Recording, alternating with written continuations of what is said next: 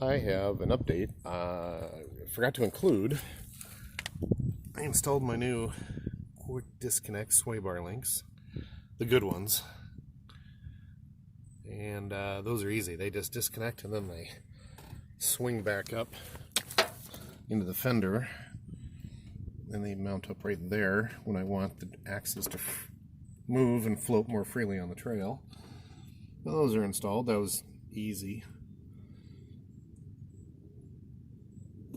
And then this little abortion of a wiring program here is actually better than it looks. This is my direct wire bypass. When I changed out the cooling system, the water pump and the thermostat, there's a sensor down next to the thermostat housing. You can see it. Oh, maybe you can see it. See the leads go to it back in there, and it's crammed in there. Super not easy to get to. Sort of just barely see the top of it. Right there. See those two wires going to it? Well, what it does is it's a 13 mil deep socket. You reach down in there and unscrew it out. That's your temperature sensor for your dashboard, tell you if your vehicle's overheating. Goes right into the cooling system. And the problem I had was those are usually at 200,000, 250,000 miles. Those are usually the original sensor from the factory from 22 years ago. So needless to say, when you go to pull it out, it disintegrates on contact almost. And then the lead itself that plugs into the sensor fails.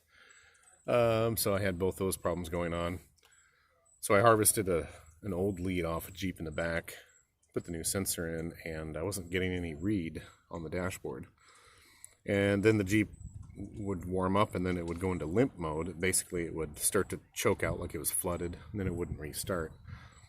So I got a couple of butt connectors and manually connected that purple and white wire to each of the posts on the end of that lead, and then I just cut the connector cap cover off and then hardwired it directly in with those little butt connectors. And yeah, it's kind of strung around here, but it's not on anything. It's hot, it's going to melt. But it absolutely resolved the problem. So the biggest advice I can offer is don't overthink the situation if you have a problem. Start with the simplest stuff first. And while I was busy diagnosing that, I did switch out the throttle position sensor, which is actually the black one right underneath there, and then the idle air control, which is on the back side right there. And those are the two that control your fueling and air mixture, and especially the idle air control, the one on the back here, gets coked up with a bunch of debris, soot, and then the computer can't read it, right? And then you'll have idling rough or stalling or bad acceleration.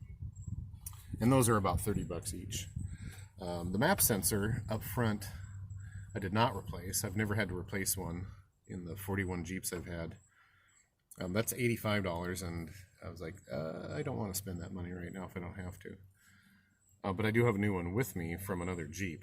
So turns out I have one ready to go. So there's the update on those items. Brand new battery from Costco. It's interstate. It's probably not a Cadillac battery, but it's definitely sufficient.